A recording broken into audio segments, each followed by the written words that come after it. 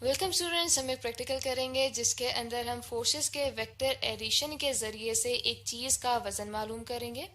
तो हम ये जानते हैं कि जो फोर्स होती है यानी ताकत, उसको वेक्टर कहा जाता है क्योंकि फोर्स की एक खास साइज होता है, साथ ही साथ उसकी खास डायरेक्शन यानी कि सिमत होती है। अब इसी तरह से अगर मुख्तलिफ ताकतों को जमा किया जाए तो उनको जमा करने के लिए एक खास तरीका अपनाया जाता है जिसे वेक्टर एडिशन कहा जाता है। और इसी वेक्टर एडिशन के नतीजे में हम किसी भी चीज का वजन मालूम कर सकते हैं। प्रैक्टिकल को हम इन स्टेप्स में करेंगे कि सबसे पहले हम देखेंगे कि ये प्रैक्टिकल करने के लिए हमें क्या क्या ऑपरेटर्स यानी क्या क्या चीज़ें चाहिए।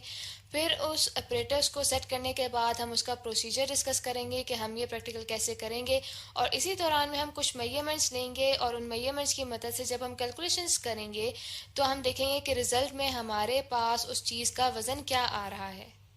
तो सबसे पहले अब हम डिस्कस करते हैं कि हमें क्या क्या ऑपरेटर्स चाहिए होगा। सबसे पहले हमें एक हॉरिजॉन्टल फोर्स टेबल चाहिए होगा जो एक सीधी सतह का टेबल होता है और इसके तीन अतराफ पहिए से लगे होते हैं जिनको पुलिस कहा जाता है और इन पुलिस के जरिए से वजन लटकाए जाते हैं इस टेबल के साथ। इसके साथ ही हमें चाहिए होगा वाइट शीट पेपर यानी खाली पेपर की शीट चाहिए होगी। इसी के साथ हमें आईने के कुछ स्ट्रिप्स यानी कि टुकड़े चाहिए होंगे। इनके अलावा हमें पेंसिल की ज़रूरत होगी, साथ ही साथ हमें धागे की भी ज़रूरत पड़ेगी। हम मीटर रॉड भी इस्तेमाल करेंगे ताकि इसकी मदद से हम मुख्तलिफ लेंथ्स को फाइंड आउट कर सकें।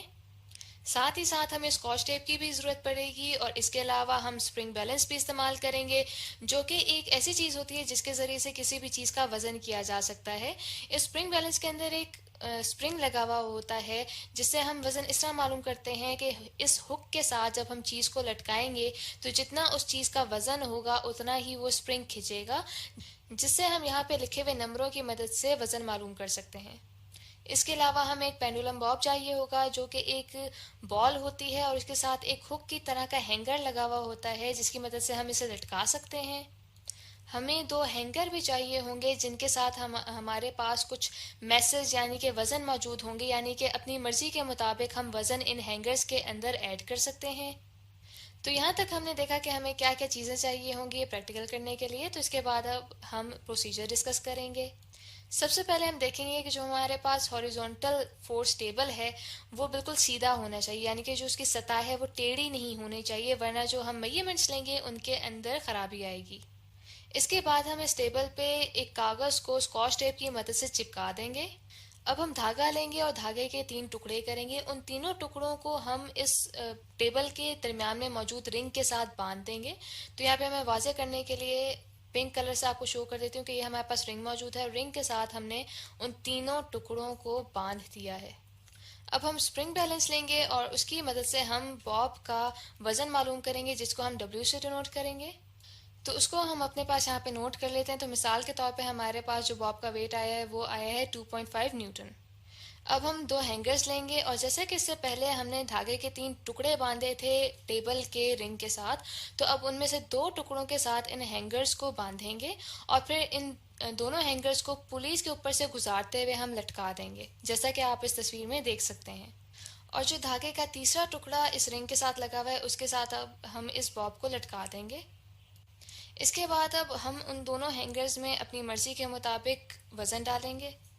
लेकिन इस दौरान हम ये ख्याल रखेंगे कि जो हमारे पास दोनों हैंगर्स हैं जिसको मैं H1 और H2 कह देती हूँ, तो इन दोनों हैंगर्स का जो मजमूई वज़न है यानी कि weight of hanger 1 plus weight of hanger 2, ये हमारे पास ज़्यादा आना चाहिए बॉब के वज़न के मुकाबले में जिसको हमने W से डिनोट किया था।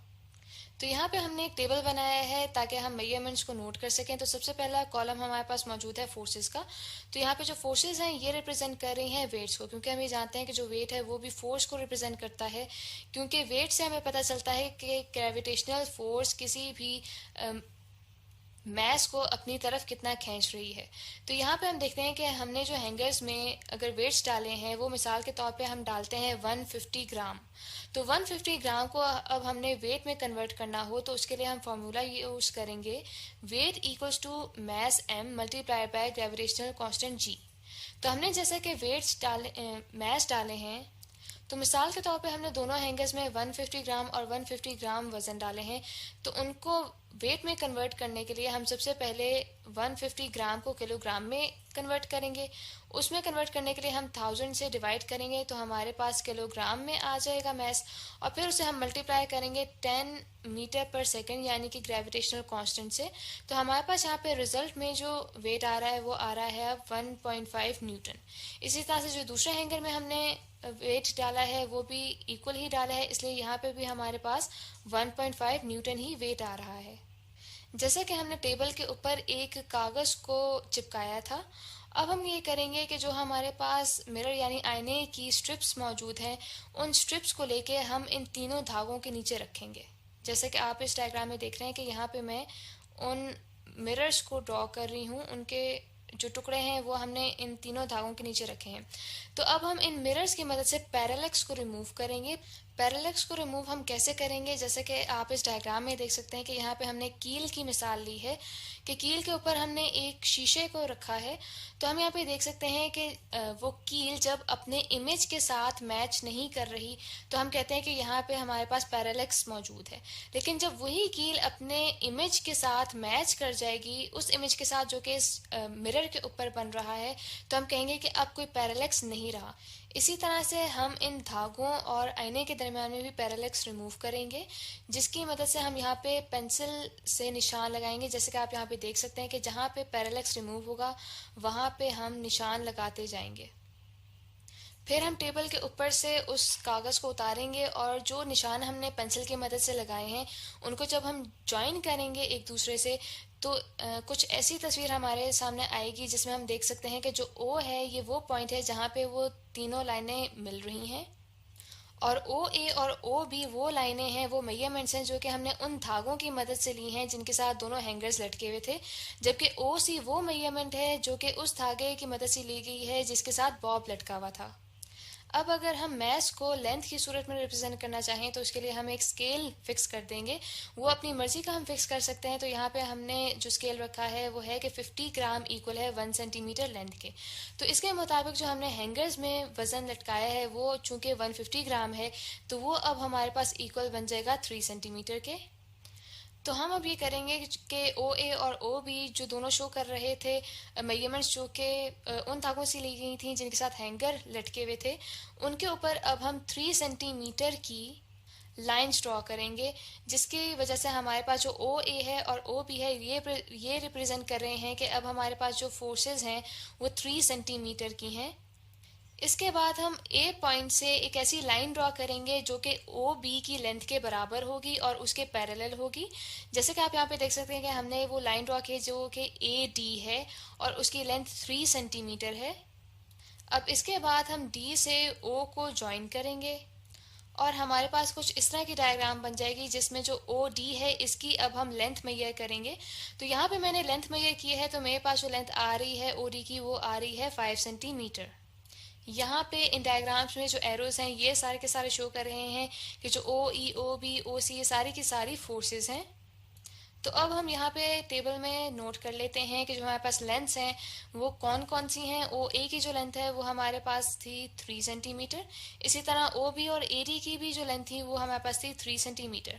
ओ डी की लेंथ जब हमने मेजर की मीटर रॉड की मदद से वो हमारे पास आई है 5 सेंटीमीटर। अब जैसा कि हमने स्केल को फिक्स किया था कि 1 सेंटीमीटर इक्वल है 50 ग्राम के, तो इसका मतलब ये हुआ कि 5 सेंटीमीटर इक्वल होगा 5 मल्टीप्लाई बाय 50 जो कि बनता है 250 ग्राम। और इसी 250 ग्राम को हम वेट में कन्वर्ट करना चाहें तो पहले इसको किलोग्राम में हम कन्वर्ट करेंगे। 250 को 1000 से डिवाइड करेंगे और फिर मल्टीप्लाई करेंगे 10 से यानी कि ग्रेविटेशनल कांस्टेंट से। तो हमारे पास जो फोर्स आ रही है वो आ रही है 2.5 न्यूटन, जो कि हमने यहाँ पे टेबल में लिख दी है 2.5 न्यूटन। टेबल में हमारे पास जो लास्ट कॉलम है उसमें हमारे पास लिखा हुआ है रिजल्टेंट में कि जो ओ डी पे हमें फोर्स मालूम हो रही है जो कि 2.5 न्यूटन आई है वो एक्चुअली इक्वल है बॉब के वेट के बराबर। दैट मीन्स कि हमारे पास जो बॉब का वेट हमें पता चल रहा है वो आया है 2.5 न्यूटन। इसके बाद हम हैंगर्स में मुख्तलिफ वजन डालते जाएंगे और फिर मेजरमेंट्स लेते जाएंगे। तो ये हमने कुछ मेजरमेंट्स लिए हैं जिनको हमने टेबल में नोट डाउन किया है। तो यहाँ पे हम ये देख सकते हैं कि चाहे हम हैंगर्स के अंदर वज़न को चेंज करते जा रहे हैं, लेकिन जो हमारे पास बॉब का वज़न आ रहा है वो एक ही आ रहा है। अब जो रिजल्टेंट में हमारे पास वेट्स आ रहे हैं बॉब के, उन तीनों को हम ऐड करेंगे और फिर उन्हें डिवाइड करेंगे 3 से, ताकि हमारे पास मीन वेट आ जाए उस बॉब का, जो कि हमारे पास आ रहा है 2.5 न्यूटन। रिजल्ट में वेक्टर एडिशन से हमारे पास वही वजन आया है जो कि बॉब का असल वजन हमने मालूम किया था।